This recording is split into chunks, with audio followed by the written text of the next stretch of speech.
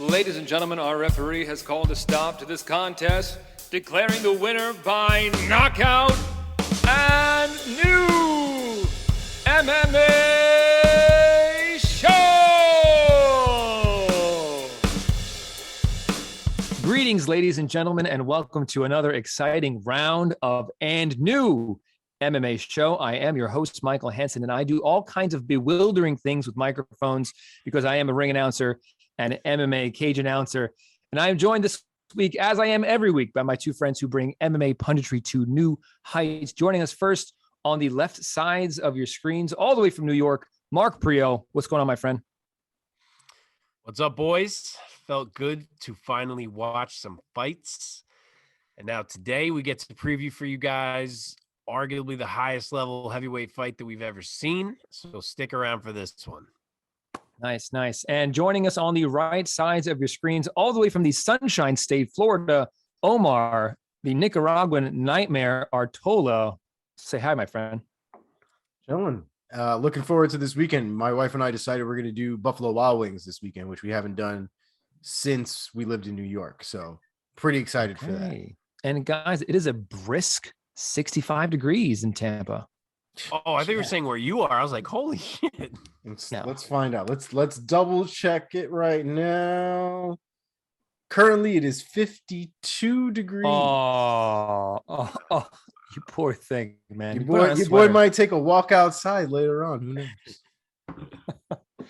Well, gentlemen, we have finally an episode where we are returning to normalcy, having some fights to recap as well as some fights to preview.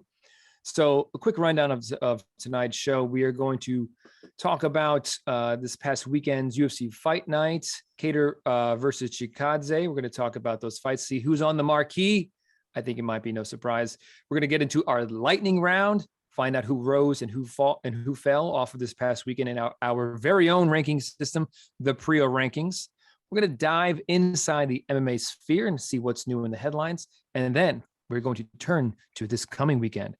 Pay-per-view, UFC 270, Ngannou versus Gane. So, gentlemen, before we hop into anything, let us, as we always do, thank our audience. Thank you guys for watching or for listening. If you are on YouTube, go ahead and subscribe so that you never miss an episode. Hit that bell icon so that you get notified the very next time that we drop a video on YouTube. If you like what we're doing, if you don't like what we're doing, drop us a comment down below. That would be awesome. If you want audio only, we got you. Find us wherever you get your podcasts. Let us join you on your commute. And of course, follow us on social media @andnew_MMA show. And with that, let us jump into our first segment.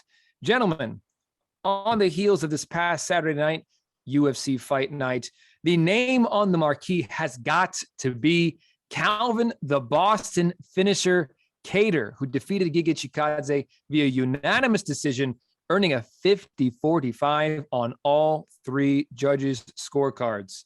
Mark, what is your reaction to this big win by Calvin Kattar? What an unbelievable performance from Calvin Kattar. That was a fuck you performance, I'd call it, considering how no one anywhere gave him much of a chance. To come back from a year-long layoff after the drubbing that he took at the hands of Max Holloway and do that is really incredible. He made a big statement to a lot of people in that fight. And for maybe a minute and a half, it looked the way people were expecting. Like Giga was looking frightening early. He was landing huge shots, stinging shots. But then they get off balance. The takedown happens. Super opportunistic takedown from Kattar. He flies through the air practically to get it, which was huge. And yeah, Giga defends well, but Kattar makes him work. And Giga, you couldn't really tell it at the time. We find out a little bit later, but he ends up burning himself out shockingly badly with the grappling. You know, then we get into round two. He's still explosive at the start of round two, but the pressure from Kattar never stops. And by mid-round two, you're like, wow, like Giga's not moving the same. You know, he looks sluggish. He looks like he could use a break. So it really happened pretty quickly. But still, round two, I got to say, was a ridiculous round. Awesome round. I actually still gave Giga that round. just 'cause I felt like he was landing the more notable shots. But by the end of it, you could almost tell the fight was over because the momentum was going the wrong way. Giga didn't look the same. Round 3 starts, his footwork is completely gone. By the middle of round 3, you could tell he doesn't have any pop on his punches anymore. The guy was just falling apart. He burnt himself out early, and Kattar never, ever gave him a break. He never stopped walking forward, never took his foot off the gas. All fight long, he was going back to that switch 45 where he's not just stance switching, but he's doing it at a 45-degree angle so that he's basically stepping into the space that Giga would need to kick. So he's smothering him with that. And that advancing step is also what was allowing him to get those angles to land all those elbows in close.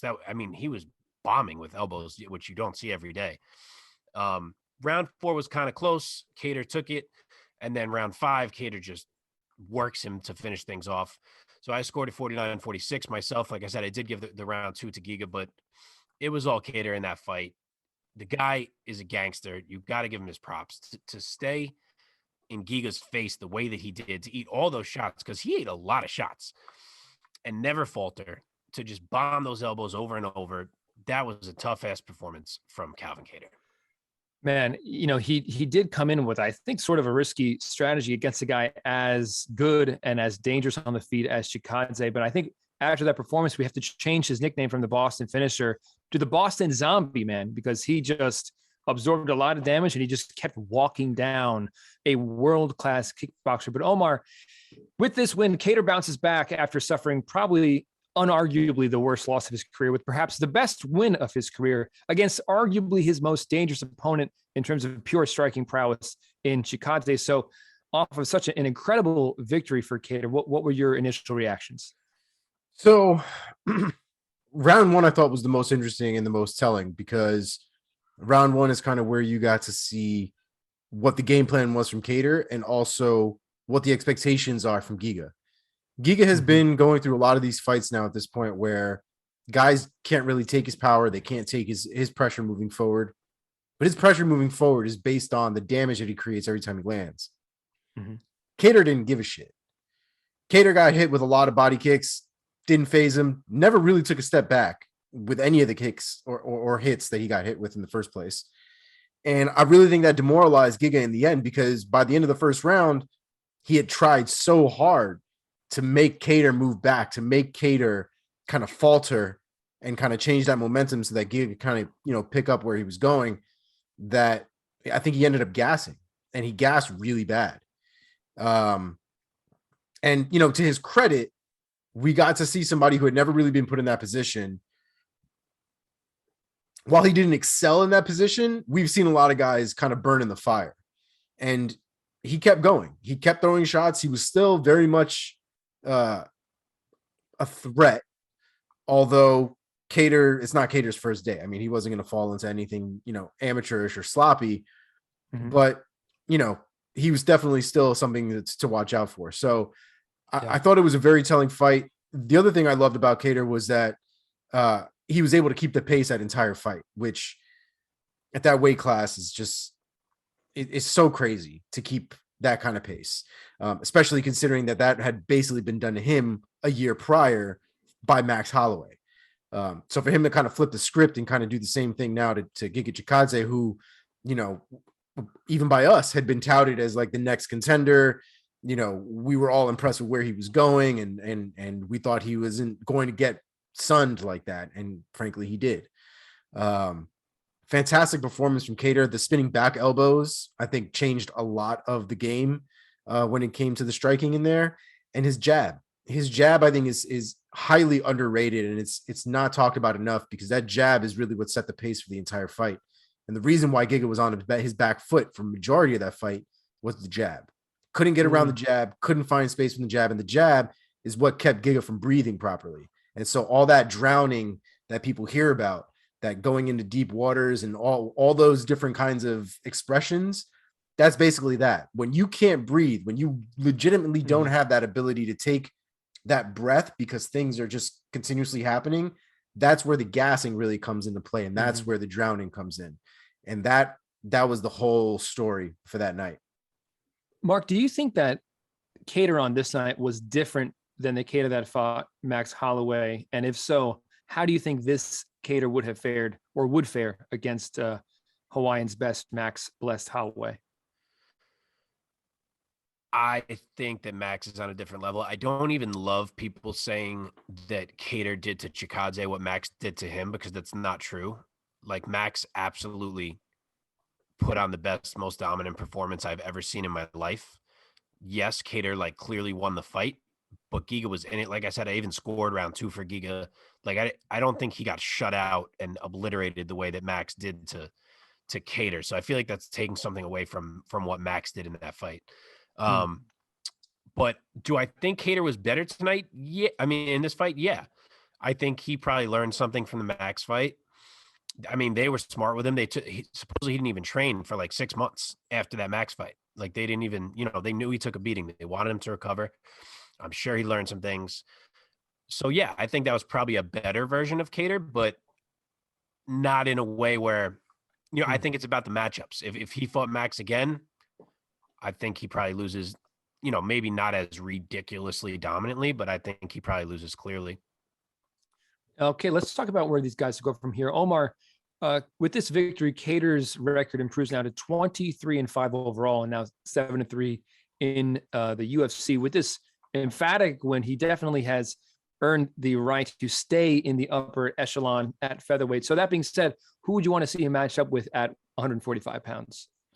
I mean, at this point, just kind of with where everything is, I'd probably say either Brian Ortega or Yair Rodriguez. That'd kind of be where I'd want to go see him. I mean, stylistically, Yair Rodriguez is probably going to be the more exciting fight, I would imagine.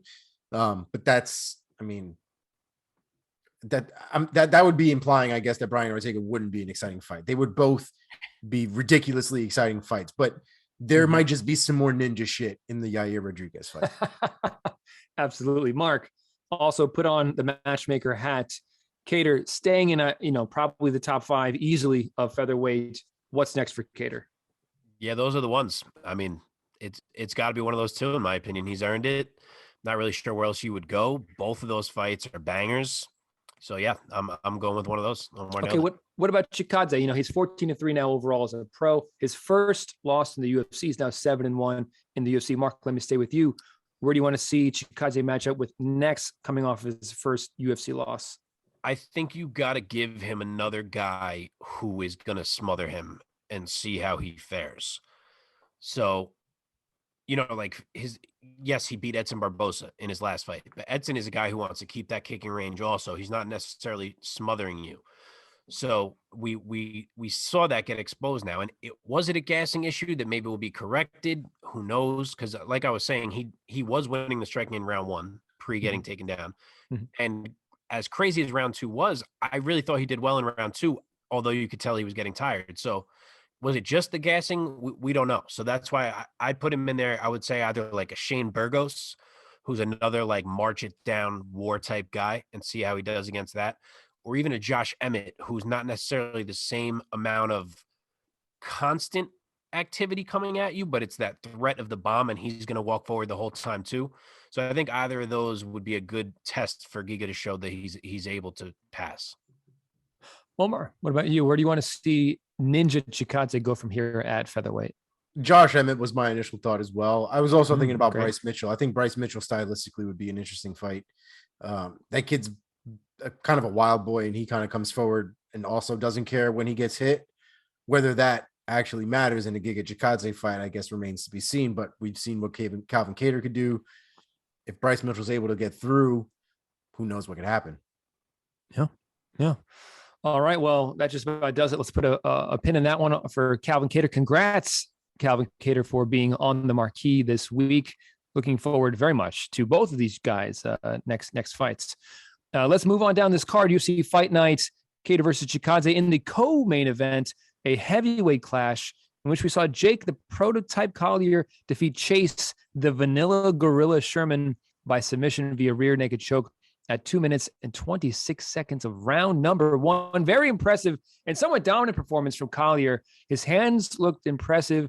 He caught a body kick from Sherman early on and turned it into a takedown, worked his way to mount fairly quickly, landed some devastating ground and pound, got Sherman to give up his back, and he sank in the choke relatively soon thereafter. Very impressive stuff from the prototype. Omar, let me start with you. What were your initial reactions off of this nice heavyweight win from the prototype, Jake Collier? Yeah, I mean, it was a pretty quick and pretty decisive finish. I don't really know what you could really take away from that fight specifically, other than it was just kind of a good time and a great finish. Both of those guys can be entertaining, but although they may not be the most technical guys on the roster, but it was a great finish nonetheless. Mark, what about you? What were your initial reactions off of this nice win from Collier? Yeah, I'm a little annoyed that we have to actually give this fight shine because the UFC decided to make it the co-main event, because both of these guys are pretty low level, just kind of slug it out guys in the UFC's heavyweight division. But with that said, Jay Collier did look good. It was a good win. Chase Sherman, it's got to be the end at a certain point here. The guy's 3-8 in the UFC. I'm not sure how long we can just keep trotting him out there. I feel like it might be time to cut bait there. Yeah. He's turned into a punching bag of late. But yeah, Jay Collier looked good. He had his hand speed still from when he was a smaller man. Obviously, he's a guy who was a middleweight and a light heavyweight, and now he's a huge heavyweight. But yeah, great hand speed, landed some big ones, and then as soon as it got on the ground, he dominated in every way. So good win for Collier. We'll see if he can possibly level up. It's Jay Collier and Jared Cannonier. I took the exact opposite career trajectories. Yes. So we think that the Vanilla Gorilla, and I'm going to say that nickname as many times as I can until we move on. Do we think that the Vanilla Gorilla, Jay Sherman, might get cut from the UFC? Where do you guys think that Jake Collier goes next from here at heavyweight? Who do you want to see him match up with next at heavyweight? Mark, take this one first. I think that Jake Collier versus Chris Barnett would be a fun fight. Just, it's two guys who have not proven much yet, but have both shown some things. So I think that's a fun one to match them up against each other. So you can keep it going. Omar, looking at the landscape of heavyweight, who do you think he should go up against next?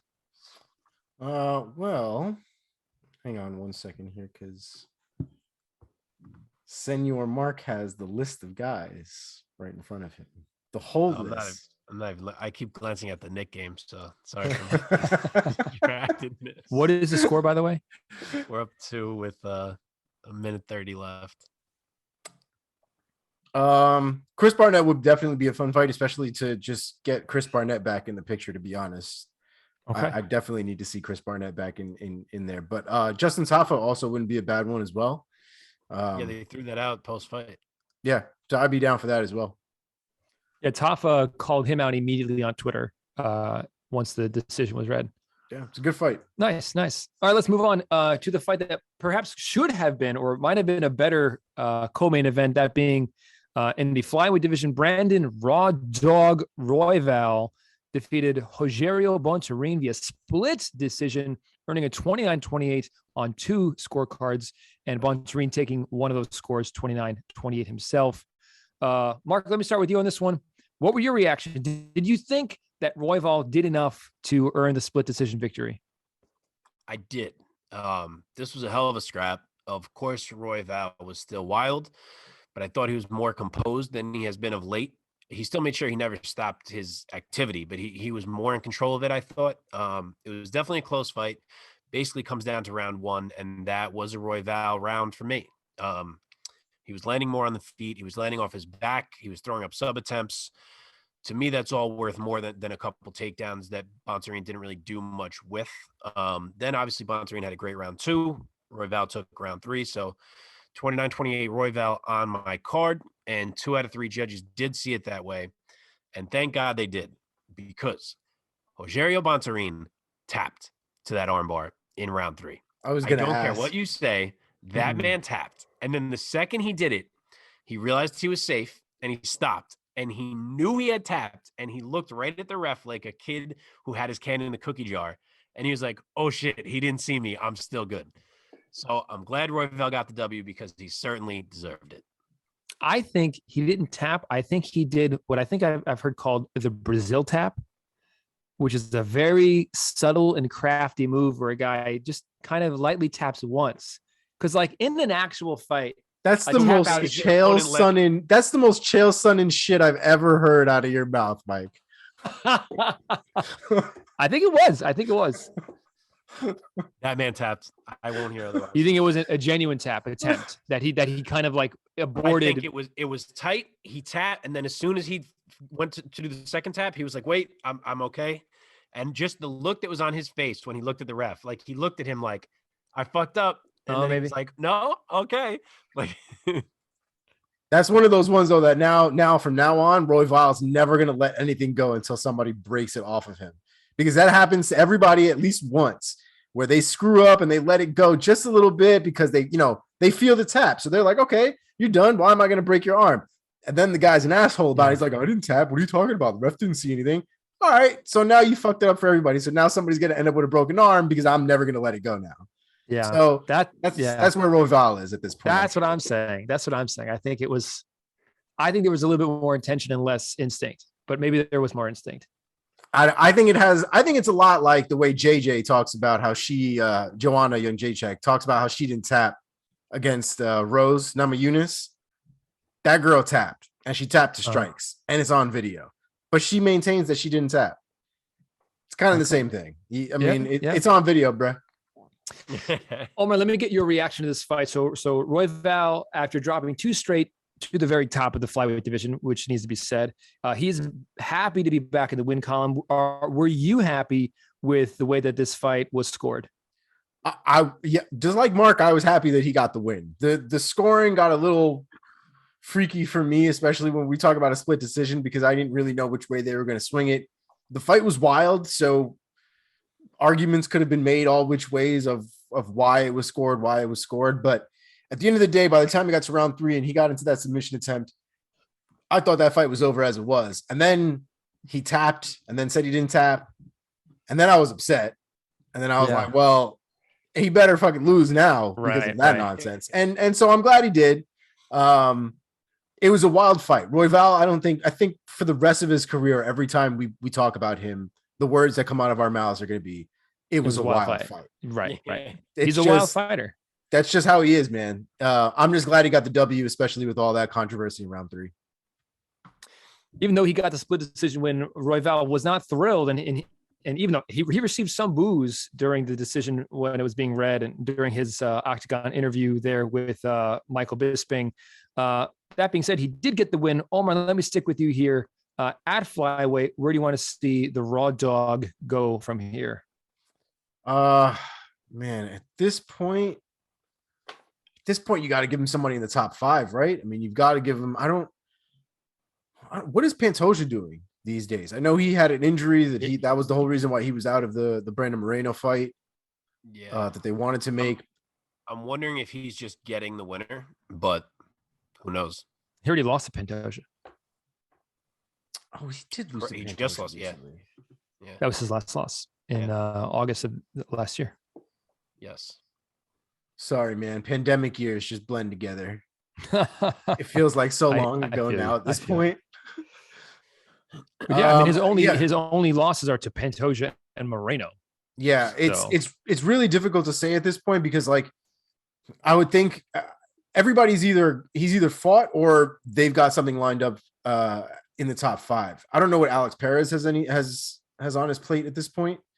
That might be something to go on. I feel like Askar Askarov has something already lined up. He's fighting Kattar France. Mm-hmm. There it is. Okay. Yeah, so Perez is where I would go if he can win his next fight. So Perez is booked at UFC 271, so a month from now against Matt Schnell. And if Perez wins that fight, then I think that one makes a lot of sense. If Schnell wins, I kind of agree with Omar that there's not really like a perfect opponent. But if Alex Perez wins that one, I think that fight works. Okay. Real quick on Bontorin, Bontorin did not look bad in this fight. I mean, he won on one of the judges' scorecards, but now he hasn't had his hand raised in victory since mid-2019. So he's now winless in his last 4 fights. Okay, so it would have been 1-3, but that one recent win against Matt Schnell was overturned because Bontorin tested positive for a diuretic. Oh, I was going to say he won his last fight. I didn't know they got overturned. Right. And now he just lost a close split decision. So hasn't really had much success lately, especially since that victory was overturned. So, Mark, let me start with you on Bontorin real quick. Where do you want to see him go next at flyweight? So that's tough. I didn't realize he lost credit for that win because he handled Matt Schnell pretty easily, which is like, it kind of solidifies that he's a top 10 flyweight. I was going to say maybe Manel Kopp because it gives Kopp. I mean, where does the UFC have him ranked? Because I feel like it's high already. Bontorin is 7. No, I meant Kopp, but Kopp is only 14. So yeah, it makes sense. Gives Kopp a chance to move up, gives Bontorin a chance to bounce back. It wouldn't shock me if the UFC like really kind of puts the rocket on Kopp and like matches up him with someone like Royval. It really wouldn't. But I think Kopp Bontorin probably makes more sense to me, and I think that'd be a good one. Nice. Omar? I was actually thinking of Tim Elliott. I thought Tim Elliott would be an interesting matchup, just based on the styles as well. And they're kind of around the same area too. What is it? Tim Elliott's number 12 right now. Manel Kopp is number 14. So should be around the same area. Okay. Let's move on to another fight that perhaps could have been a co-main event because it featured two former title challengers, that being Katlyn blonde fighter Chookagian getting it done with the unanimous decision victory over Jennifer Maia, earning a 30-27 on all three judges' scorecards. Omar, let me start with you. Our collective love for Katlyn Chookagian is well documented on this show. If you're sensing a little sarcasm in my voice, gentle listener, you are not mistaken. What was your reaction on Katlyn Chookagian getting it done over the very tough Jennifer Maia? Yeah, I mean, what can you say? It was a dominant performance. She did exactly what she needed to do. She pieced up Jennifer Maia, as far as I'm concerned. But again, my criticism of Katlyn Chookagian has always just been that she doesn't have this finishing instinct. And for as dominant as she was keeping Maia away and landing a lot of punches on Maia and quite a few kicks on Maia, there was never a point where like she tried to rush or push the action. And I'm not saying you need to do it for the whole fight, but there should be like little pockets here and there where you try to get these guys off balance and try to go for some kind of finish. But that never really seems to be on the agenda for Katlyn Chookagian. I think that's just where my frustration comes from. But the girl's good, man. She's good. She's got the skills and she was dominant. What can you say? Mark, what was your reaction of Chookagian dominating on the scorecards? Yeah, it doesn't matter how many times they do this one. Jennifer Maia just doesn't match up well with Katlyn Chookagian. The length and the striking acumen are just major problems for her. And I had a little bit of a different take than Omar. Yes, the killer instinct maybe is still not there, but I wanted to give a little golf clap to Katlyn Chookagian, shockingly enough. I can't believe I'm saying it. And honestly, I kind of thought this in her last fight, but Katlyn Chookagian is starting to actually fight. She's stepping into the pocket. She's risking damage. She's actually landing with some impact. Like that was a couple fights in a row now where it's not the same, like I'm going to stand way back here and let my fingertips hit you when I throw it out and yell really loud. Like there was a lot of solid punches and she was stepping in, she was taking shots. So, it took a while, but I think my words have gotten through to Katlyn Chookagian. What can I say, guys? But clearly she's addressing some things. She's still improving. She even out-grappled Maia, which says a lot about how good she is. So really good performance from Katlyn Chookagian. And for once, I'm not super annoyed about it. Well, Katlyn Chookagian knows how to win a mostly kickboxing fight on the scorecards. You're not wrong, though. She looked, you guys are both right. She looked good. And now with this nice victory, her record improves to 17-4. And she's now riding a 3-fight win streak. So, Mark, let me stick with you here. Where do you want to see Chookagian go next in terms of her next opponent? So what's very interesting is that they apparently let her contract come up here. They didn't sit down with her prior to this fight. So she is now a free agent. And as we have mentioned on here plenty of time, as good as she is, she's not the most exciting fighter in the world. So, excuse me. I'm actually curious if she's going to stay in the UFC. Like she's one of these fighters that kind of fits the mold where the UFC is like, like you're very good, but you're kind of beating people we might not want you to beat and you never finish fights. So we're going to go a different way. So it wouldn't shock me if Katlyn Chookagian ends up like over in Bellator, where there's some good fights for her there if that's what actually happened. Yeah. But if she does stay in the UFC, I think her and Andrea Lee would be a really good fight. She has fought a lot of these girls already, so that's a fresh matchup. Andrea Lee has looked really good, especially in her last one where she kind of just trounced Cynthia Calvillo. And if she turns back Andrea Lee, I think that's another step to possibly getting a second title shot at some point. Omar, with this loss, Maia is now 19-8 and 4-4 in the UFC. So at women's flyweight, where would you want to see Maia go from here in terms of her next opponent? Yeah, you kind of can't give her another top 5 opponent, I think, at this point. I think you kind of have to give somebody probably in the top 10s a shot at her spot. The real problem is that division is like a recycle center. Like, we're just fighting people over and over and over again. People that are in the top 10, she's basically already fought. So it's really difficult to say. I mean, just based off of the rankings, I would want to say Cynthia Calvillo, but like, I don't want Cynthia Calvillo at flyweight. So like, I don't really know. I don't even want to say that because I don't want her there at all. Alexa Grasso's got a fight already. Jessica Ai, she's already fought and I think lost too, if I'm not mistaken. No, she beat Jessica Ai. Didn't Jessica Ai just come off a win? But see, that just happened. You can't rematch that fight so quick. Yeah, I don't know, man. It's kind of a crapshoot in that division. Shevchenko's screwed that whole thing up. I think you could go Viviane Araújo. She just had her fight with Grasso fall out, and she's kind of right there in that same mix, and they haven't met yet. And that actually feels like it would be a close fight. So I think you could go that route. For sure. Well, boys, let's keep this thing moving. And now I want to throw a handful of the rest of the fights on this fight night card into our lightning round. All right, here we go. Vyacheslav Slava Barshev, round 1 knockout of Dakota Bush via liver destruction. Mark, go first. Yeah, Bush honestly looked good while it lasted. So I get why people like Dakota Bush. But good God, what a body shot from Barshev. Just immediately turned Bush's body off. And the nice little dance at the end too. The guy is a name to watch for sure.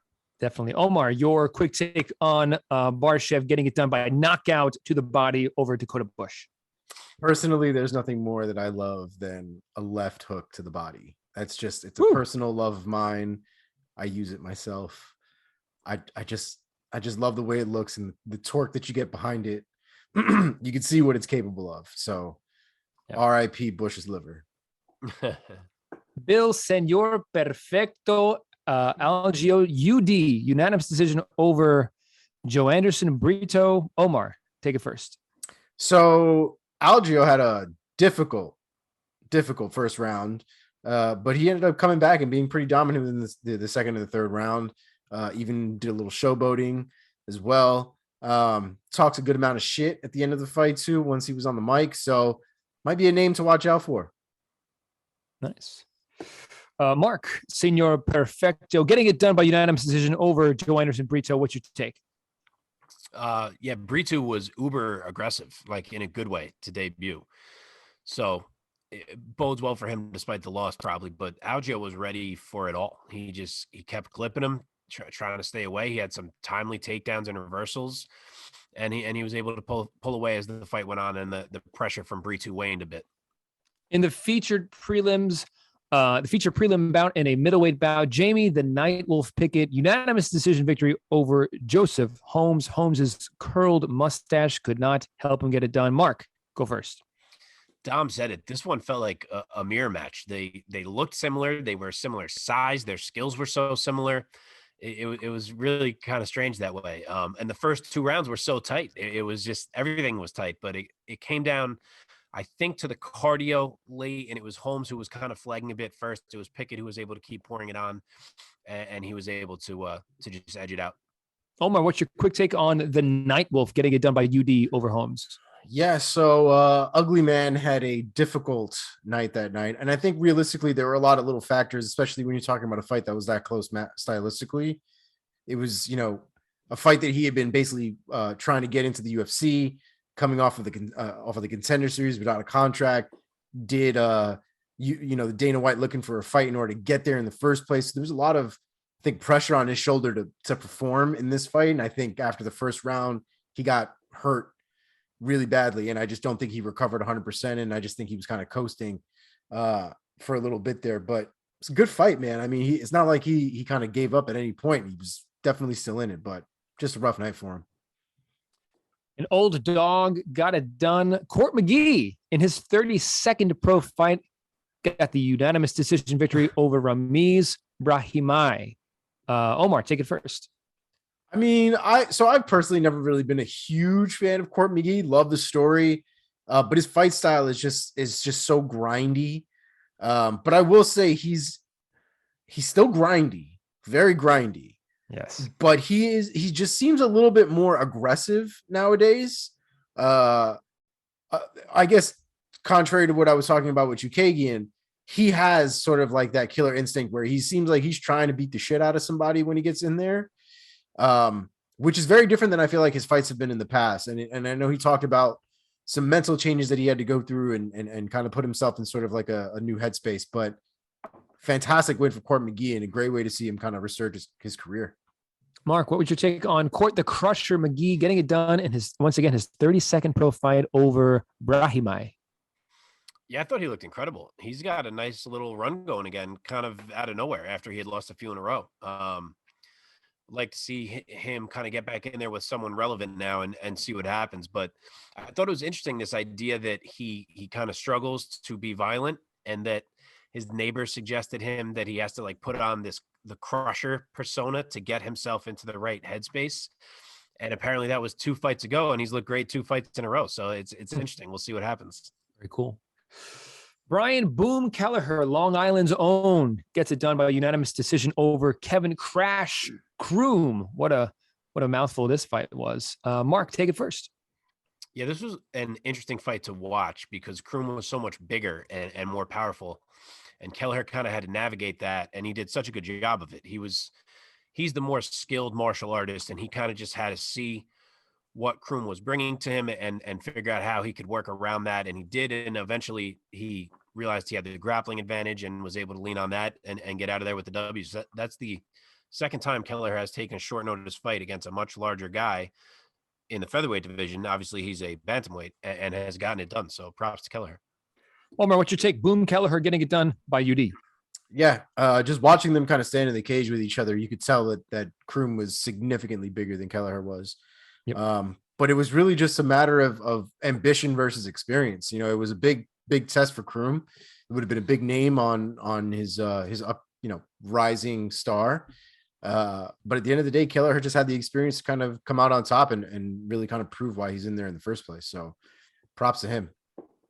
Okay, last one. Downtown TJ Brown gets it done by unanimous decision over Charles Rosa. Mark, take this one first. Yeah, Brown fought well. He just fought a well-rounded fight. Rosa was game on 3 days' notice, but he just always strikes me as a guy who, if he doesn't have a clear grappling advantage, and he did not against Brown, then he's going to have a hard time, and he did. Omar, what's your take? Bring us home. Downtown TJ Brown getting it done by UD. Yeah, my issue with Charles Rosa is always going to be that he's way too complacent to stay on the bottom. He has this thing where I don't know what his thought process is. Maybe he can catch somebody in something from the bottom. I don't really know, but he's way too content that once he's on the bottom, he's just basically going to stay there for the most part. And that was basically round 2 and 3 in this fight. And it is a little frustrating because you wonder what he could actually do in a fight if he would actually give himself the opportunity to fight. But that doesn't really seem to be what his game plan is when he's on the bottom. So I don't really know what else to expect from him, unfortunately. Okay. Well, thank you, gentlemen, for your lightning takes for this week's lightning round. And now let us put the finishing touches on UFC Fight Night Kattar versus Chikadze by finding out who has risen and who has fallen by checking in with Mark in our very own ranking system, the Priaulx Rankings. Take it away, Mark. Nothing huge this week, honestly. Most of the results kind of just kept people where they were for the most part. So there's just a couple risers, one faller. The risers are Vyacheslav Borshev. Obviously was unranked. That was his debut. He inserts himself as my number 68 lightweight. Obviously announced himself with that finish and the post-fight dancing. So we'll keep an eye on him. Oh, yeah. And then TJ Brown, who we just mentioned, moving from number 68 to number 53 in the featherweight division. He had dropped his first 2 in the UFC, but he's bounced back nicely, winning 2 in a row and gets a somewhat legitimizing win over Rosa there. So he moves up. And then the faller is Charles Rosa. He moves from number 45 to number 54 in the featherweight division. He's always been a guy who's like a bit lower level in my opinion, but he had put together a little bit of a run that ran him up. And I think he kind of moves back down to where he actually should be now. Okay. Thank you very much. Thank you very much, sir. Let us now move to our next segment inside the MMA sphere. But before that, if there were any fights that we missed that you guys wanted us to touch on, let us know. Leave us a comment down in the comment section on YouTube, or let us know on social media. Get at us at @andnew_MMA show. Like and subscribe in all the places. Do the things. That being said, let us now dive inside the MMA sphere. Omar, what has happened recently in the world of mixed martial arts? Not a whole hell of a lot. But what has happened, we are going to go over. So the first topic that we got is UFC heavyweight Carlos Felipe received an 18-month suspension and 15% fine of his purse after he failed a drug test on October 16th after his decision loss to Andrei Arlovsky at the Vegas 40 event. He tested positive for an anabolic agent, Boldinon. That can't be how it's pronounced. Wow. I didn't hear You know what that is? No, I'm just, but if it's an anabolic. Yeah, an anabolic agent, Boldinon, and its metabolites. He was fined $4,200 too. Fined $4,200 and $489 in prosecution fees. It's gotta suck when you gotta pay to actually get in trouble. That's rough. Don't cheat. But his suspension is retroactive to the night that he failed the test. So he'll be cleared April 16th, 2023. And that, as far as news is concerned, that's pretty much it. The other things I actually kind of thought we could touch on real quick was a fun little story about me and Mark. So 7 years ago to the day, I attended my first UFC event live in person. This was UFC Fight Night 59. It was happening in Boston, and was when McGregor was on his come up. And this was the first time McGregor was going to, Irish crowd, Boston, big deal. So my friends and I drove up, and we ended up going to see the fight. That was my first big fight, or the first fight I had ever been to. Come to find out, Mark was also at this event, and we were basically in this arena at the same time watching this same fight. And I don't even know if we were texting in those particular times. We might have just started at best. We had just started, because I want to say we had an exchange of like, we'll look for each other. We could meet each other. And then we just didn't, because it was like, still didn't really know each other. Yeah. But I think it was like right in the beginning of us talking. So it was kind of crazy because we keep looking back to this moment, and we keep remembering how we were at this event at the very same time, and we didn't even really know each other. So kind of a crazy little story there. The atmosphere in that place that night. Dude, the one thing I'll never forget was the moment that he jumps over the fence and he tries to get in Aldo's face. Yeah. Legendary. Yeah. Legendary moment. Yeah. Also, you put an Irish guy in Boston, you're going to have a ridiculous crowd. So, yeah. Oh, yeah. Yeah. That was crazy, too. And the one other thing I saw online was Chael Sonnen talking about something that I figured we'd get some takes on here. Talking about Jorge Masvidal facing a career-ending fight against Colby Covington. I'm assuming in the sense that he's talking about his kind of like the shine. This Colby Covington fight is basically like a legend fight at this point, right? Like, it's been built up for years at this point. It's almost gone beyond a professional fight. It's almost like a street fight for credit, right? I don't know if career-ending fight is necessarily an appropriate term, but how serious would a loss be to Colby Covington? I don't when think it it came would to be. his current status amongst the I people. mean, look, in typical Chael fashion, Chael is a hot take factory. He's a one-man hot take factory. So he's gonna say things with a little extra emphasis. He's gonna say things with as many superlatives as he can. No, I don't think it would be a career-ending loss if Masvidal lost the fight. But how significant do you think that loss would be? Because it would change the landscape of things a little bit, because he wouldn't be able to talk as much shit anymore. I mean, he's been talking shit about Colby ducking him, this, that, and the other, and Colby doesn't want to fight him, and this, that, and the. But if Colby goes out there and smokes him for 5 rounds and is just riding him like a Bronco, it's going to be, I mean, what's going to happen afterwards? It's going to change the landscape of a lot of the ways that how gangster he's basically going to end up looking, his whole persona of this, like his whole persona. You not agree? the whole persona, but the way that people perceive him, though. I don't agree that it's like he just got knocked out. What'd you say? He just got knocked out. Like, why wouldn't he's got a but by the line. champ. And him and Usman didn't have real beef. That wasn't real beef. That was because they were going to fight. This Colby Covington shit is like those are like deep cuts at this point. They've got like footage of them being boys at like.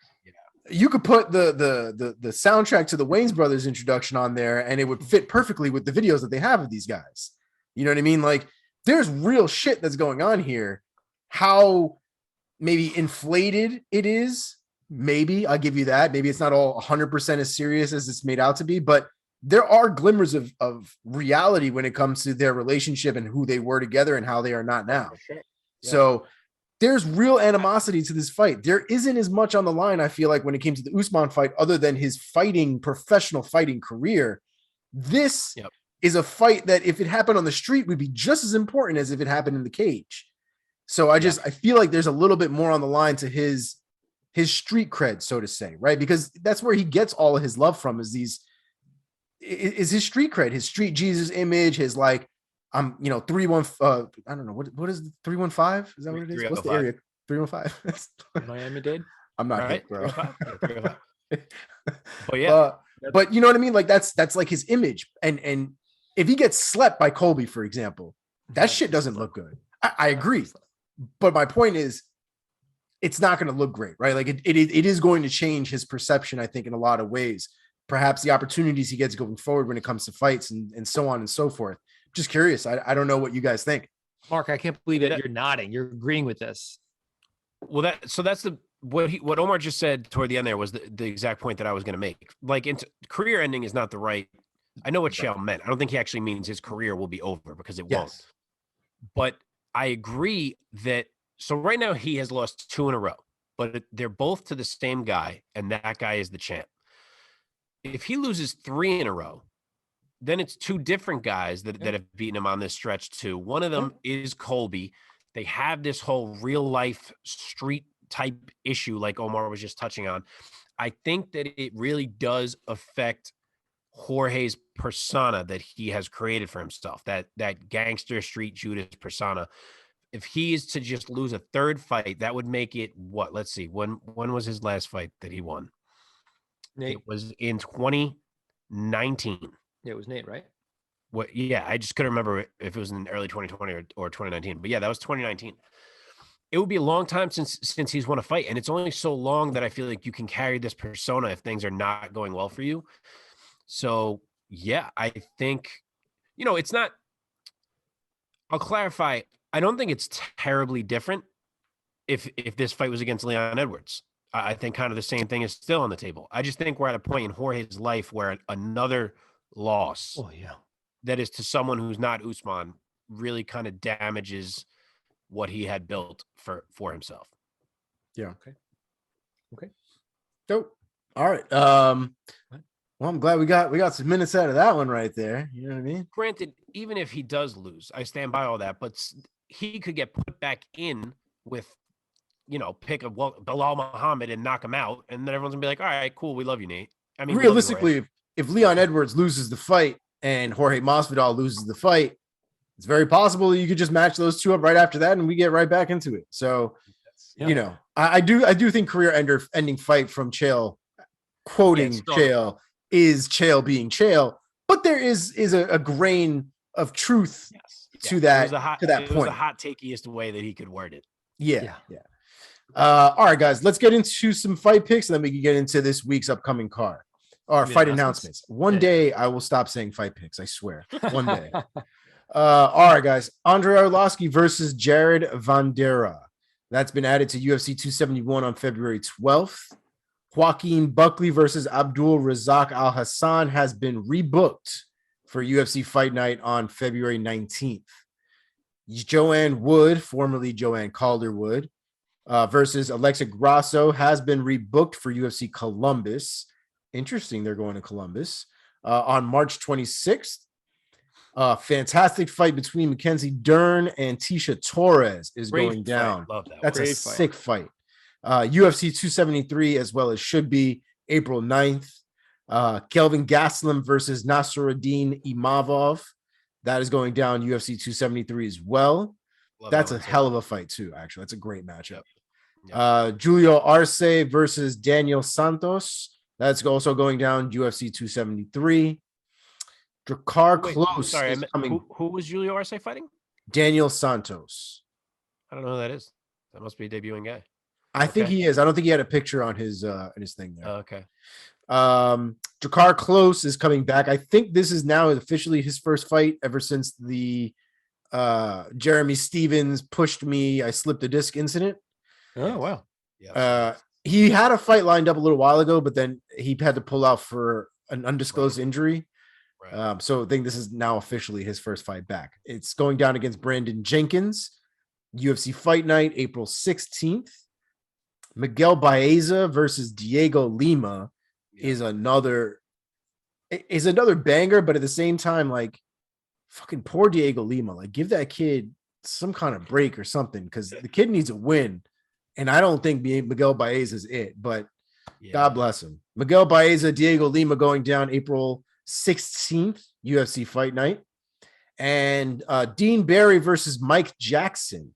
For those of you unaware who Mike Jackson is, he's the guy who beat up on CM Brooks. He's getting another fight in the UFC? He is, which is why I put him on my list, because we thought that he was never going to come back. For sure. Dana was like super pissed about Mike Jackson sort of quote unquote playing with his food when it came to CM Punk. And basically just pissed off that in a world of opportunity where CM Punk could have been finished, Mike Jackson took the opportunity to play around and waste everybody's time, essentially. That weirdly set Dana off for some reason. I mean, I kind of agree. Dana's the promoter. Dana's the one who freaking put Phil Brooks under contract. So see, I get why it set him off, because he is the one signing, fake wrestler Phil Brooks, CM Punk, and he's putting him in there, and he wants it to look like we're testing this guy. He's got to go through the fire, whatever. And then the guy who's in there with him is kind of letting him chill. So I'm sure he's like, what the fuck? We look bad now. It looks like we told this guy to take it easy on him. Oh, so you think that was what it was? I don't know. I mean, I thought that he was dominating the fight so much that he was like styling on him. As a viewer, I was annoyed that shit is just disrespectful. If you can beat a guy, beat the guy. You know what I mean? Like, don't go out there and like I agree. Start messing with him. That's just, especially a guy like CM Punk who did nothing to nobody and is legitimately trying his best to do something here. And like, you have like the gall to just kind of go out there and just be a bitch about it. I just didn't like it in the moment. I don't think it was as serious. Like Dana's like, he's never going to be in the UFC again. I didn't think it was that serious, but yeah, same. But I was annoyed at it. Anyway, he is making his little return here against Dean Barry. I'm not sure who Dean Barry is, but that's probably the proper matchup in that case. UFC Fight Night, April 23rd. That is a welterweight fight for those of you who may have forgotten what weight class he might be in. Clay Guida is returning against Claudio Puelles. That is going down April 23rd as well. Yaroslav Amosov. Good try. Was that good? That's it. Versus Michael Venom Page, officially going down in London on May 13th. That is a Bellator fight, obviously, but that is probably as important a Bellator card as there will be. So keep an eye on that one. A quick note, Lauren Murphy versus Miesha Tate. We talked about that being announced last week. That was moved from the pay-per-view. It is now being added to the UFC Fight Night on May 14th. FYI. Nice. And that's all I got for you boys. Cool. Thank you, sir, for giving I us gotta the say, update. I'm circling all the way back to your very first fight announcement that you gave. I hate that matchup for Andrei Arlovsky. Like, I get it that he's old, but the dude has won 4 out of 5 fights. Like, what? Jared Vanderaa is like bottom, like one of the lowest heavyweights on the roster. I don't understand why the hell they're giving if anything, I thought they were going to give Arlovsky like a ranked fighter, and he gets that. I'm very thrown off by that. Do you think that Arlovsky is trying to make another run at the belt right now? I don't know about run at the belt, but like when you've won 4 out of 5, and like he beat he beat Tanner Boser, he beat Carlos Felipe, he beat Felipe Lins. I can't remember the other, but like these are like respectable heavyweights. Like I thought he'd get in there with someone interesting. It's like they downgraded him. I don't get that choice. Jared Vanderaa, I think, is 1-2 or 1-3. I have to look. He's 1-2, and he had his one win in the Contender Series. Okay, yeah, I don't understand that. Really don't understand that. Sucks for Andre. I thought he was going to get something better than that. But anyway, let's not go on and on about Andrei Arlovsky. Okay. Is that it? Yeah, baby. Take us into 270. Cool, man. Let's go. Cool. Let us now turn to the future, ladies and gentlemen, and let us preview the first pay-per-view of 2022, that being UFC 270 Ngannou versus Gane. Starting the year off with a heavyweight title fight. Oh, baby. Let's now work up from a few fights on on this card. Let us start in the featherweight division. A very exciting featherweight bout between Ilia El Matador Topuria versus Charles Air Jourdain, Canada. This is a very exciting fight, especially because of the gentleman on the A side of this fight, Ilia Topuria. Topuria, the 24-year-old of German descent, fighting out of Spain. My man is undefeated as a pro, 11-0. He's coming off of that unforgettable, very emphatic win against Ryan Hall. Ryan Hall, a guy who nobody really is excited to fight. He's a puzzle that nobody can really figure out. He's a jiu-jitsu master. And Topuria was like, oh, cool, and went out and knocked him out cold. And then you have Charles Jourdain, very exciting fighter as well, fighting out of Quebec, Canada. He is 12-4-1 with 11 finishes, 8 by knockout. He's 3-3-1 in the UFC, and he's coming off of a very impressive win against Andre Ewell. Mark, let me start with you. What is your impressions of this very exciting featherweight bout between Topuria and Jourdain? So I'll give you the lines first to start. Topuria is a huge favorite. He's minus 550. Charles Jourdain is plus 400 coming in as the big underdog. I love Topuria. He is a well-rounded animal, and we haven't seen anyone test him yet. I do think that Movsar Evloev was someone who could potentially have provided that test. That was the original fight here, but obviously that fell off. Unfortunately, I don't think Charles Jourdain is. He's a good replacement. You know, he's legit. He just had a really nice win against Andre Ewell. And he's tough as hell. And I'm sure he's going to try to pour it on Topuria. He's a guy who always brings the pressure. I just don't think Topuria is a guy who's going to be affected by pressure fighting. If anything, I think he welcomes it and can probably even shift it so that he's the one pressuring. And I think that he does that and gets a finish here. I think it helps him in a big way if he can put an exclamation point on this. You know, he lost the marquee fight he was supposed to be in. Late notice replacement, a guy who's not quite his level, it seems. If he can put an exclamation point on it, I think it still lines him up for a big next fight. And I think he does it. I think he breaks him down over the course of a couple rounds and gets a finish. I'll say late round 2. Nice. Omar, what is your impressions, and give us a pick of this very exciting featherweight bout between Topuria and Jourdain? Topuria is a problem. I mean, he looks so goddamn strong in there half the time when he's up with somebody. I don't, based on what I've seen, I just don't really see anybody being able to outpower him, if that makes sense, especially when it comes to the grappling. And his striking is very crisp too. His hands are very, very heavy. And you know, Charles Jourdain, for as good as he is, I just see Topuria breaking him down. So with that in mind, I'm going to go with round 2 KO for Topuria. I like that pick, and I will echo that same exact pick. Wow. That's round two say. KOs. Yeah. Yeah. All right, moving on to the bantamweight division. A very nice bantamweight bout between Cody, the Spartan Stamann, versus Said Nurmagomedov. Let me set this up. We have Cody Stamann, don't call me Stamann, 32-year-old, born in Grand Rapids, my backyard here in Michigan. It's only about 45 minutes from my house. Fighting out of Sparta, Michigan. He's looking to get back in the win column after dropping 2 straight against Jimmy Rivera and Merab Dvalishvili. My man is 19-4 overall. His most recent one coming over Brian Boom Kelleher back in June of 2020 at UFC 250. Then you have Said Nurmagomedov, 29-year-old Dagestani. He's 14-2 overall, 3-1 in the UFC, and he's coming over a win over Mark Striegel at October 2020 at UFC Fight Night. Ortega versus Korean Zombie. Omar, let me start with you on this one. What are your impressions of Stamann versus Nurmagomedov? Stylistically, I think it's very interesting. I would say out of the two, I would think the aggression probably would lean a little bit more towards Nurmagomedov.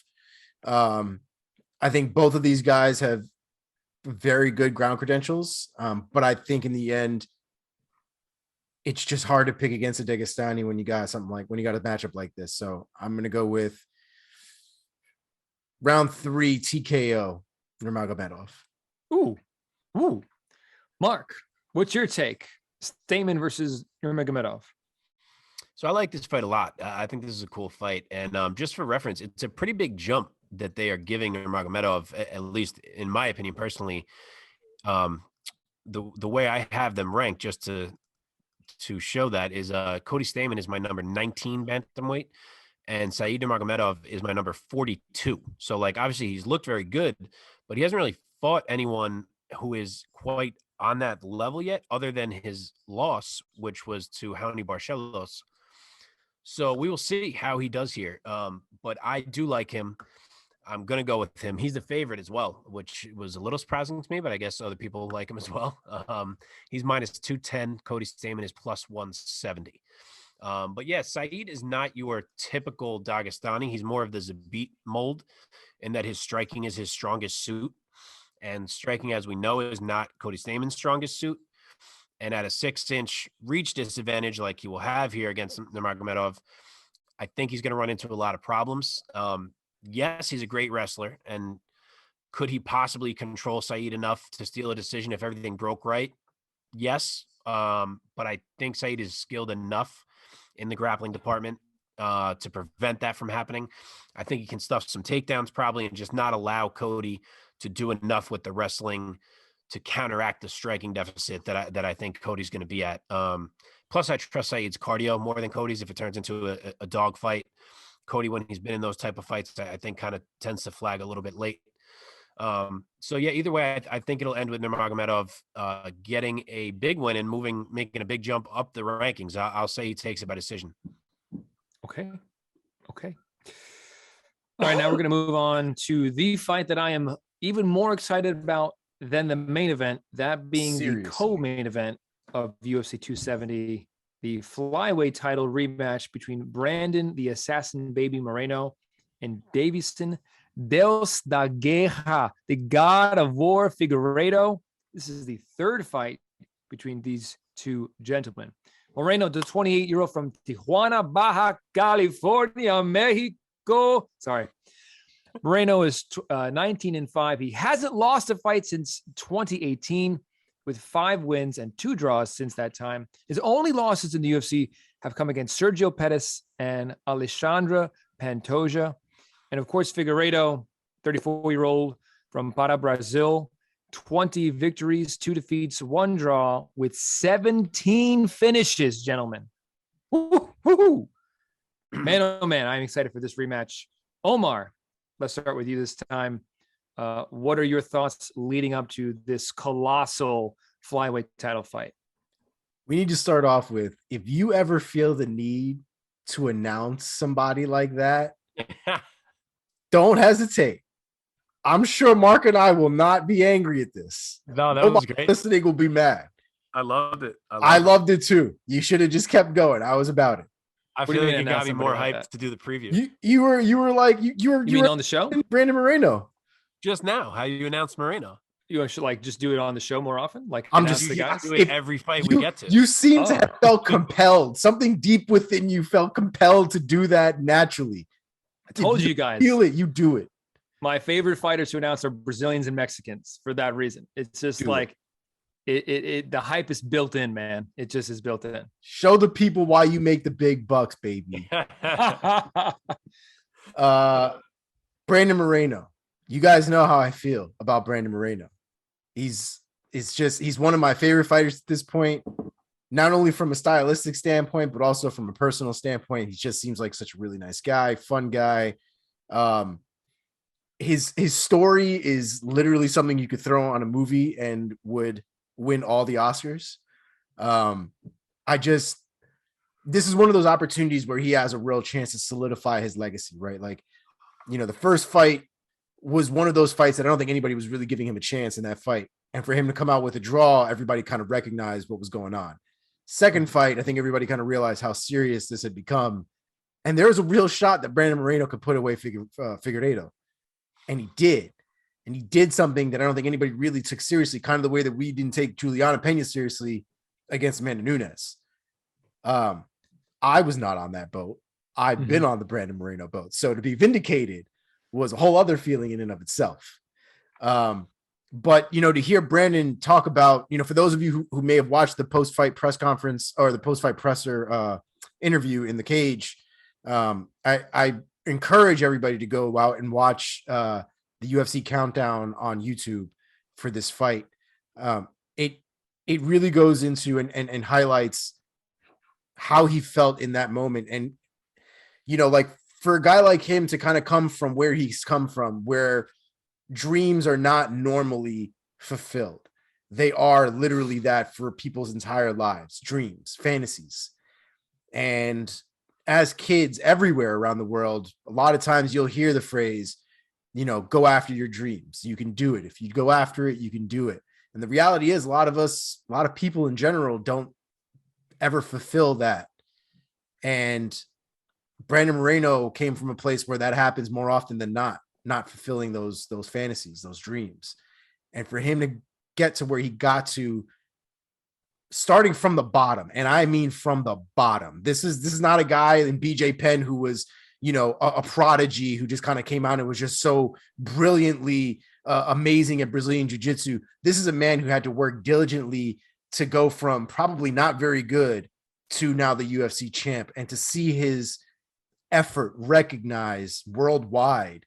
And I don't know if you guys have seen all the attention, all the accolades he's been getting at home, meeting the president, being on all the TV shows that he's watched with his parents growing up. All of these things mean so much to that kid. And I can imagine, you know what I mean? It's just, it's a beautiful moment to watch him tell everybody and tell the people back home in a place where hope isn't always a commodity there, that dreams come true. It came true for him. It can come true for them too. And it just, it hits me every time, man. And I love it, bro. Yeah. I hope he beats the shit out of Figueiredo again. Okay. I do. I think Figueiredo's at a point right now where he's got Henry Cejudo. He's trying to do as much as he can to get back what he lost. But I think the reality is watching him switch up and change so much, I just don't know if it really is going to make that big of a difference. Moreno's mental is on a different level than I think Figueiredo's is. And I think it makes okay. You got to pick round and method. I think we'll round it off because we had a close decision in the first one, although it didn't go Moreno's way. We have a submission win for Moreno. I think I'm going to go TKO round 2. Wow. Okay. Moreno. Mark, what are your impressions of this third fight between Moreno and Figueiredo? And ultimately give us your pick. tell you, sometimes on this show, I tend to get so invested in like a certain fight or certain fighters that I feel like I need to tell the whole story before I can discuss the fight. And I always think in my head, like, man, I hope these guys aren't annoyed that I like feel like I need to tell this story. So it was nice to see Omar be so invested over there that he had to give the whole story. I did. It was a nice switch. Rare bear. But he laid it out for you. That that's the story of the fight. I'll try to just hop right into it. Odds wise, pretty tight. Moreno's minus 180. Figueiredo is plus 150. Nice. You guys have heard me say this on the show before. It's too soon for me. I wish this third fight wasn't happening right now. I get it. It had to. Pantoja got hurt. They didn't really have anywhere else to go. But my issue is that I'm just not sure how different this fight can be after the first two, being so recent. I don't know how much could have changed by now. The one thing that's kind of piquing my interest, though, and it's the one difference since the last fight, is that Deiveson Figueiredo has moved his fight camp to Arizona and has been training with Henry Cejudo, which honestly could be a really interesting wrinkle. Like for a guy with natural fighting gifts that Figueiredo has, to possibly glean something from the brilliant fighting mind that Henry Cejudo has is something that really could jump him up a level. So we will see. But with all that being said, I can't shake the feeling that Brandon Moreno just might have this man's number. I think the volume and the pace are still going to be advantages for Moreno.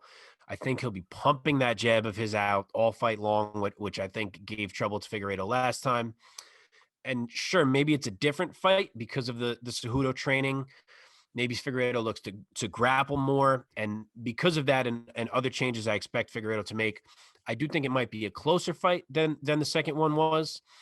But I think as it goes on, it's still going to tend to go the same way, even if it's a more grappling heavy approach from Figueiredo, which it certainly could be training with Cejudo. Whether the grappling is successful or not, I think he's going to start to tire either way if it's grappling heavy. And I think eventually, even if it's striking, I think the pace he tires from, I just think eventually it's going to swing toward Moreno. I'll say that there is a scramble sometime in the fifth where Figueiredo just is not moving the same as Moreno is anymore. And I'll say Moreno finds the back again and gets retains his title with another rear naked choke. Oh, such a thorough take. I just have a feeling I'm going off feel on this one. I feel like Figueiredo is just going to get the better of Moreno in this one. I mean, stylistically, it's amazing that Figueiredo is such a juggernaut and has looked like and been such a juggernaut to so many of his opponents. And yet Moreno, even in their first fight, which ended in a draw, Moreno just seemed to really just match up really well with Figueiredo. He just kind of had his number. That being said, I just have a feeling that Figueiredo's skills are too good for him not to come away from this trilogy without a win. I think he's going to catch him, and I think he might get a TKO victory over Moreno in this one. And then hopefully we'll get a fourth fight. Yeah, I mean, you have to do it right away? Like if it's 1-1-1, I feel like you almost got to be like, sorry, rest of the division, we got to do this again. I'd still watch. Yeah. Love it though. Awesome. Awesome. Now, gentlemen, let us now move on to the main event of this pay-per-view card, UFC 270. The two men on the marquee of this pay-per-view, that being Francis the Predator Ngannou, putting up his UFC heavyweight title against the interim UFC heavyweight title of Ciryl Gane. I can't say that. I can't speak French. Ciryl Gane. Guys, Francis is riding a 5-fight win streak. He's 16-3 overall. Every victory by finish. Let me say that again. 16 victories, 3 defeats. All 16 victories by finish. Okay. 12 knockouts. Ciryl Gane. My man is undefeated as a professional. 10-0. I think he might be 11-0. I might double check that. 7 victories by finish, 4 knockouts, 3 subs. Before MMA, he was also undefeated as a pro Muay Thai fighter. That pro record in Muay Thai spanning from 2014 to 2018. The man has never lost a fight. Is going up against the scariest heavyweight we've ever seen, who has only won by knockout or sub, a couple of subs, but mainly knockout. I'm exhausted before we even begin this preview. My God, Mark, let me start with you. What's your take on this heavyweight matchup between these two very scary guys? So you laid that out very perfectly to roll into my first point, which is that I've now heard more than one person call this the greatest fight in heavyweight history. And it's amazing that that's arguably the case. And the marketing for this event has been absolutely non-existent. Like, I feel like even my friends who follow UFC pretty well are not even like fully aware that this fight is on Saturday. So it blows my mind that you have arguably the highest level heavyweight fight we've ever had, and the UFC is not really pushing it. So it shows you where they are with Ngannou right now. Yeah. Especially when it has how they the were with Stipe. I felt like was the same way. Stipe didn't get as much push when it came to the pay-per-views as you would think, especially with him being a firefighter and all this other stuff. But sorry, go ahead. Yeah. No, and so I was just gonna say, and especially with the story that is built into this fight, they showed it really well on Countdown, where they always do a great job of telling the story, but that's about it. So for this one, I'll be the storyteller for a little second here for the people. But you have a guy in Francis Ngannou who came to Paris from Cameroon. You've all heard the story, and linked up with Fernando Lopez at MMA Factory.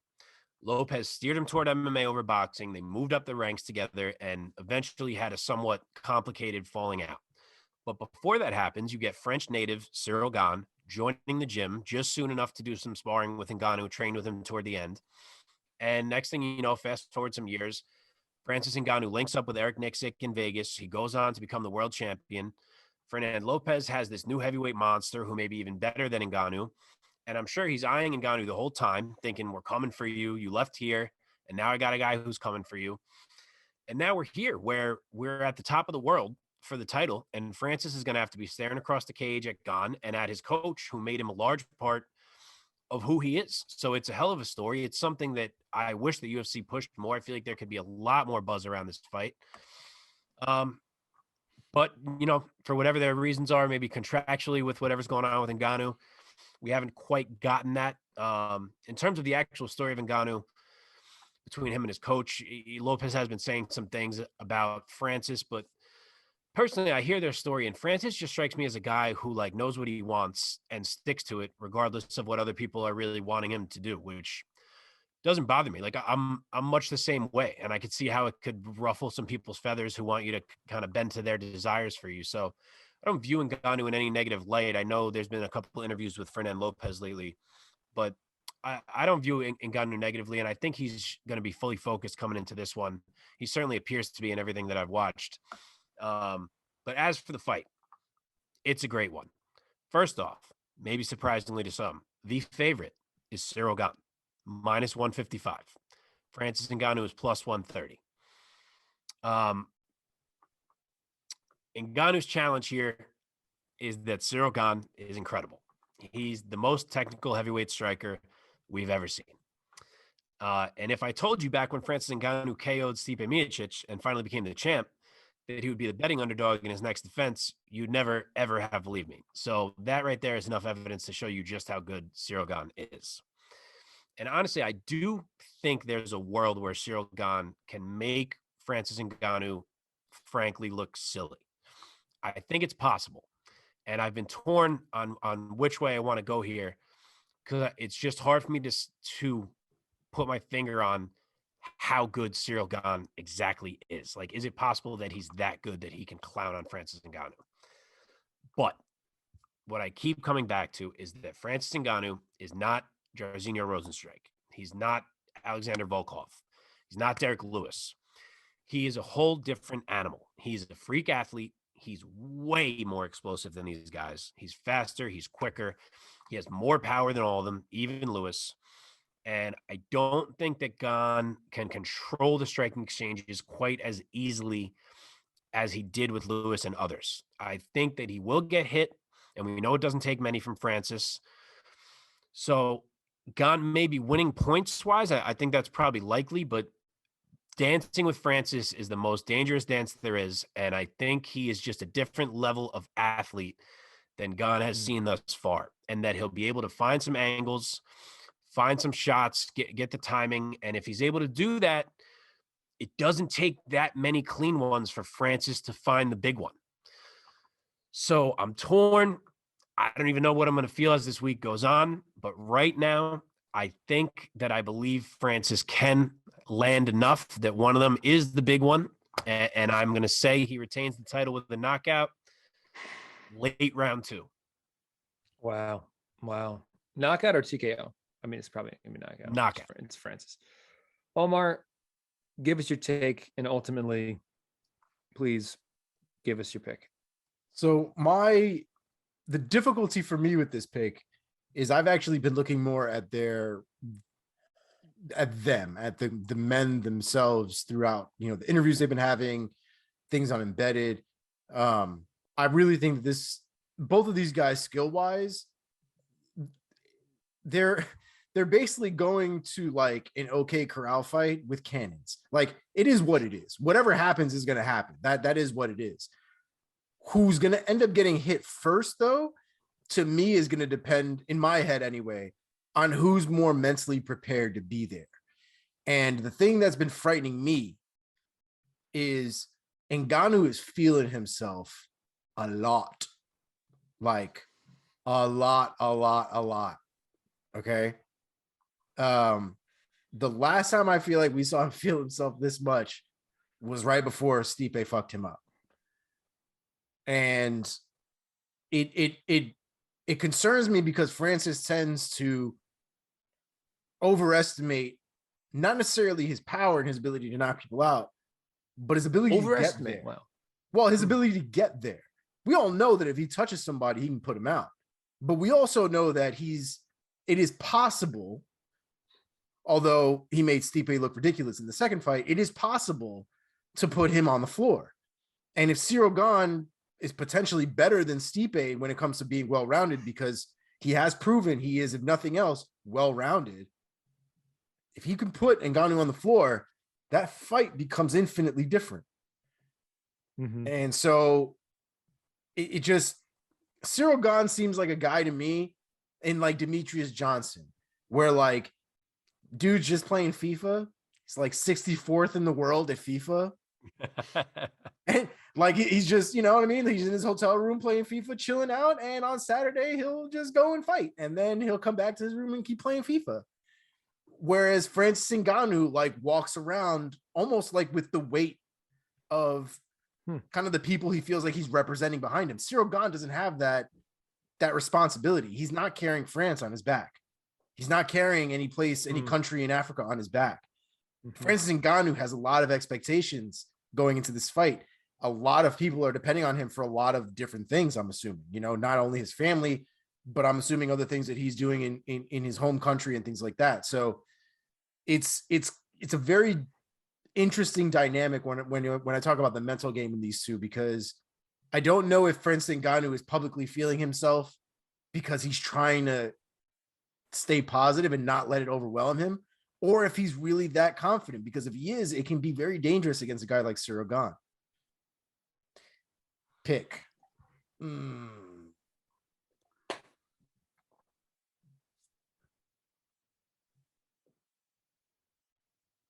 I think Ciryl Gane needs a loss, and I think this wouldn't be a bad one to have. So I'm going to go with Francis Ngannou, knockout, first round. Francis knockout first. Are you going to catch him? Description? I thought you were trending to a Ciryl Gane pick.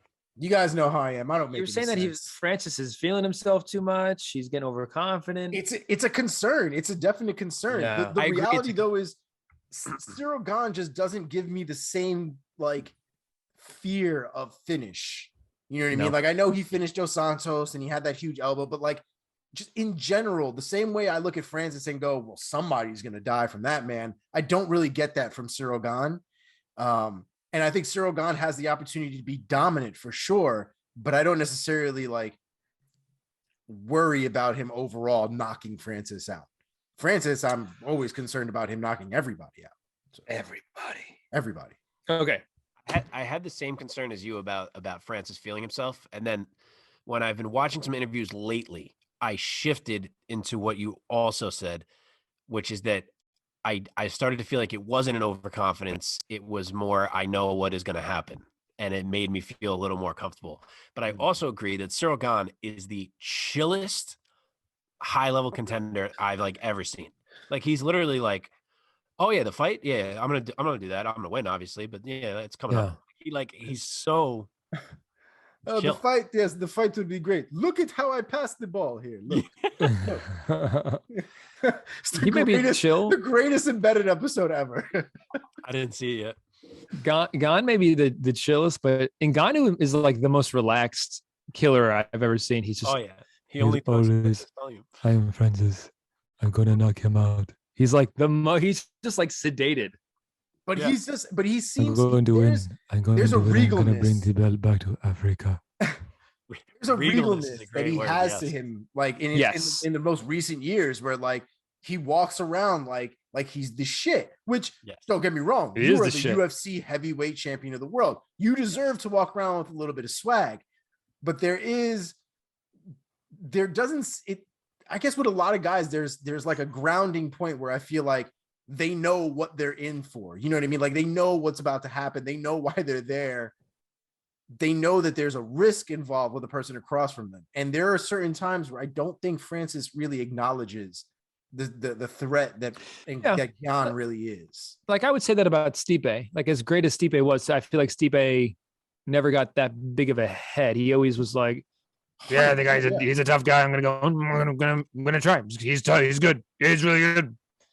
Like he always gave like those really political athlete answers in interviews because like he was never like, I'm gonna go in there and make like an emphatic statement and be like, I'm gonna go in there, I'm gonna knock him out. He would always just say like the right thing and be like, yeah, he's a good fighter. Yeah, he can beat me. Yeah.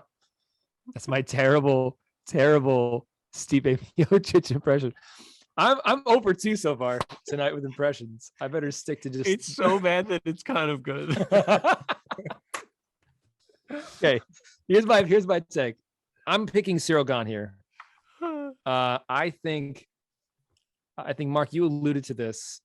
I do see Ciryl Gane kind of schooling Francis here because he's just so decorated as a kickboxer. There's no threat of a takedown from Francis Ngannou. So Ciryl Gane, he for a guy as big as he is and as jacked as he is, he's incredibly light on his feet. He's so technical, like I said, and I just see him for the most part dictating the distance, staying away from the power as best he can, and picking his shots very similar to what we saw him do against Derek Lewis. I do think that maybe he's gonna have to absorb some power shots from Ngannou, but I think he might slip or move enough to take some of the edge off of those blows. I don't know if it's going to end by a finish if Gane wins because, like I said, he's gonna fight extra safe in this fight, man. He's gonna pick his shots. And I think he's going to win by a unanimous decision in a fight that ultimately, unfortunately, might not be the most exciting heavyweight fight we've seen. If Ciryl Gane is that high level of a striker that he can make Francis look bad, as you alluded to, which is possible, and we're going to find out in a few days. If he is that level, he is going to be the champion for a really long time. Yeah. And the John Jones fight just became that much more interesting. Well, okay, I forgot Jones exists. Hard to say really long time when he and that's a very different matchup. Other heavyweights really long time. Yeah. And that's a very different matchup because in that matchup, the takedown threat is very real. And I don't think John Jones is going to want to stand with Ciryl Gane that much. Yeah. Well, I actually think he matches up better with Ciryl Gane personally than he does with Ngannou as far as I'm concerned. And the reason I say that is because with a guy who's more well-rounded, who doesn't present as much of a KO threat like Ngannou does, there are more avenues for John Jones to navigate and with less risk.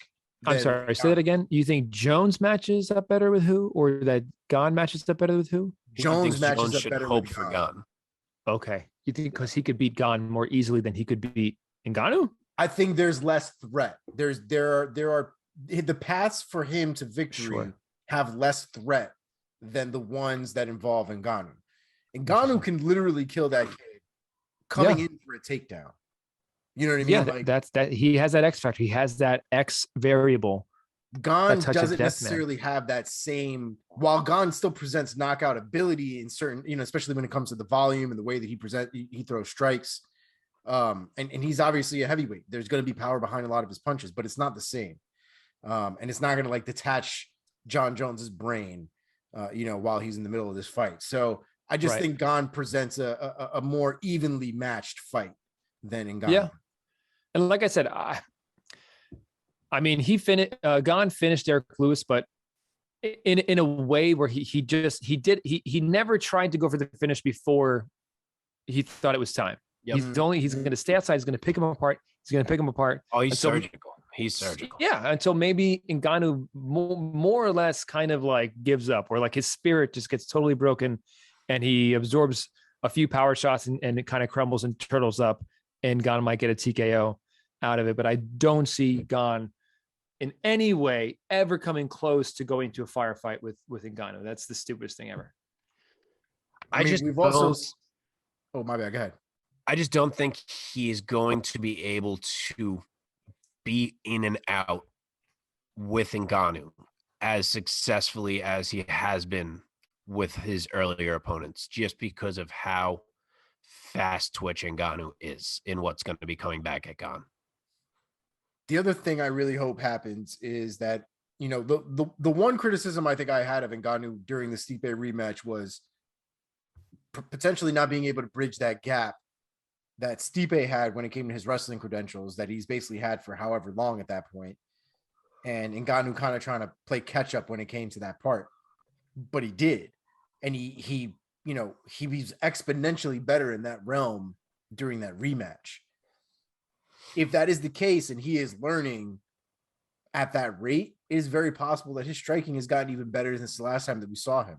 And if he's a little bit more technical, especially when it comes to his, setting things up with his jab, creating distance, and not just winging hooks, because frankly, that's classic Ngannou, is just winging hooks. And if that happens, you're going to see a lot of ducking from Ciryl Gane and a lot of whiffing from Ngannou. So hopefully we get a little bit more measured Ngannou in this one for a good fight's sake. We also don't know. Maybe Ciryl Gane has a freaking unreal chin. Like, there's so many things we don't know because he's so good. Maybe he can eat some of these. Yeah. Maybe Ciryl Gane, he's a big heavyweight. He's not a small heavyweight. Huge. Given the opportunity, maybe Ciryl Gane does get into a stupid slugfest, and maybe he gets crazy. He's a big boy. He's got physically, I can't imagine he doesn't crack like a monster when he tries. He just doesn't try. Yeah. But it could go the other way too. It could go that he's able to take some of these shots, and that then it's going to start to swing in his favor because he's going to be able to withstand it. It's just, there's so many X factors. The fight, nothing would surprise me. Nothing at all. Dominance in neither direction wouldn't surprise me. Yeah. It would surprise the hell out of me if he's able to take shots, just because nobody has been able to take Ngannou shots. Well, yeah. Literally nobody. Beat Ciryl Gane in any type of fight yet. So ever.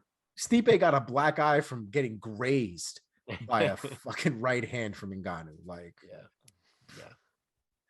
Well, boys, let's bring this one to a close. UFC 270 this Saturday night. We cannot wait for these two huge, colossal title fights between Francis Ngannou and Ciryl Gane, and the assassin baby Brandon Moreno and Deiveson Figueiredo. Guys, let's bring this episode to a close with some trivia. Can I just say one more thing about the card quick? Yeah, say one more thing. I just wanted to know, it's kind of a weird card because a lot of fights fell off. There's not that many other great matchups, but there are good A sides to watch on this card. Michel Pereira is on the card. The bout order keeps kind of juggling, but it looks like he's going to be on the main card.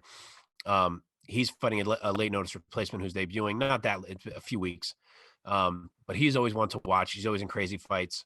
You have Raoni Barcelos, who is a really good bantamweight, who kind of seems to be cursed. Every fight he gets against a name, that guy falls out. So he's also fighting a debuting fighter. I feel like he can never move up the ladder, but he's someone to watch. And then you have 2 debuts of guys that that people are excited about. One is Michael Morales, who's undefeated. He is a middleweight prospect who is debuting against Trevin Giles. And then the other is Jack Della Maddalena, who's a guy that people have very high hopes for. I've heard people mention that they fully expect him to be ranked eventually, so he's a name to watch. He was supposed to be fighting Morley Alves. Again, Alves fell off the card. He's fighting a short notice replacement as well. But like I said, it's a lot of A sides. So I would watch all those names, all potentially exciting fights. Okay. Very nice. Very nice. Dope. All right, gentlemen, here's the combat question. Let's see. The combat question. I don't know. I just made it up. The combat query. I don't know. Should I name it now? I kind of want to name it. Give it a name. It got all Mortal Kombat in my head, and I made combat question with K. So not the combat question. Okay, fine. Fuck you guys. No, I like combat question. I just you spelled it do? correctly. Yeah. I thought Mark said no. Stop yelling at us. How old was John Jones when he first became UFC champion? 23. Is it A, 21, It's right around there. B, 22, C, 23, You're a dick. or Mike. D, 24? What a dick. Why am I a dick? It's multiple choice. 23. C. Mark, I think that's right. I think it's 23. the answer is 23. Ah, Good job. Good job. It's Well hard to find good questions for like 2 MMA diehards like you guys. It's like, it's either going to be easy for you or just like stupidly hard and like obscure. yeah. I mean, I had to think. Like, I knew it was close to 21, but I was like, he was definitely older than 21. And then I was kind of between 22 and 23. But That's when Yeah. I was a John Jones fanboy. Ugh. The days. All right, let me ask one specifically to Mark, because Mark, for those listeners and viewers who might not know, Mark did the amazing thing and put himself through the journey of watching every UFC starting from number 1 up to the present day. Mark, yeah, who did Mark Coleman defeat in the finals of the tournament at UFC 10, the tournament? Was it, hold on. Thank This God is a he gets multiple choice. Oh, hold on. Let me pull up this multiple choice. Was it A, Dan Severn, B, Don Fry, C, Gary Goodrich, or D, Ken Shamrock? Fuck. All good choices. Who did Mark Coleman defeat in the finals at UFC 10, the tournament? it's just hard to remember which friggin' event is which. Dan Severn, Don Fry, Gary Goodrich, or Ken Shamrock? Don Fry? I'm going to go with Gary Is Goodrich. that your final answer? Yes. Mark Coleman defeated Don Fry in the finals of the tournament at UFC 10. Mark Coleman also beat Modi Horenstein and Gary Goodrich in the earlier rounds. Yeah. Mark Coleman also became the first ever UFC heavyweight champion in 1997. What's up, guys? Ladies and gentlemen, if you're still with us, thank you so much. One last time, like and subscribe in all the places. Find us on social media at @new_MMA show in all the places. Thank you so much, guys. We'll see you next week. Peace. Peace.